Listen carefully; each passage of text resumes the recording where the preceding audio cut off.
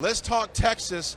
Let's talk the great things that we have in Texas, but let's talk about things that we need to change or threatens our freedoms here in Texas. Yeah, so I think fundamentally right now what we're dealing with is a Biden administration overstepping their constitutional grounds, and they're also not following federal law, especially right now as it relates to immigration.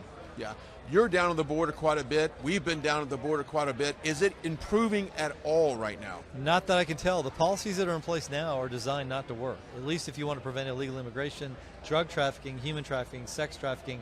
The kind of policies that they put in place under the Biden administration are designed to keep all of that going, growing, and enriching the cartels along the border. And we've tried to tell people that amongst, we go up to Ohio and other states up north, they think the border problem doesn't affect them. And Ken, we're here to tell them that things that happen here will end up in their backyard. No, these people are getting transported around the country. The cartels, you have to pay the cartels to get in. They each pay. Incredible. Not all of them can pay. And so they're under control by the cartels wherever they go. And the drug trafficking goes everywhere. It's being spread around the country, and this fentanyl is deadly, and it will affect Ohioans just like it affects Texans. Yeah, so hopefully other states around the country, well, we saw it from Florida offering assistance to help us out, which is great. No, it's awesome. We're really appreciative of Governor DeSantis and Governor Kristi Noem and some of the others. I've talked to some of my Attorney General friends in Indiana. Todd Rokita is open to helping us. We have a lot of people who are willing to help because they do understand that this is a national issue. It's not just Texas or Arizona. Okay, let's turn to election integrity, and that seems to be the word that will get a lot of people booted off. We'll talk about big tech censorship in just a second, but election integrity, making sure that the state of Texas has full, transparent elections.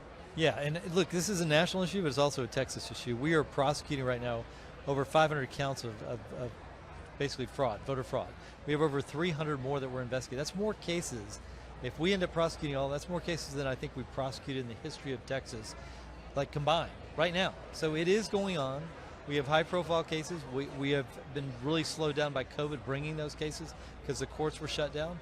But this idea that there's no voter fraud, and by the way, over 50% of this is mail-in ballot fraud because that is the place that it's easiest to cheat.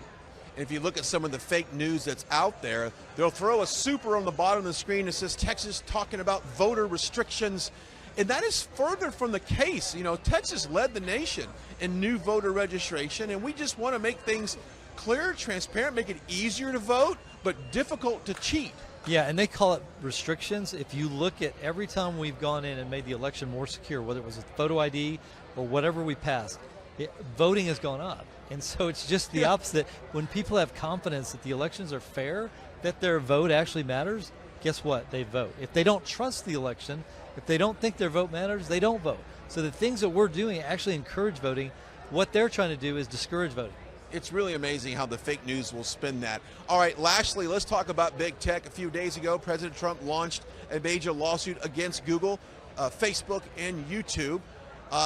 This could be the beginning of a lot of lawsuits, I would think, and they even encourage people, if you're a victim of that, to come forward. But how big of an issue is that right now with big tech? It's one of the biggest issues of our time. It's one of the reasons that I ran for Attorney General the second time, was to look into some of these big tech companies. We've already sued Google over major antitrust violations.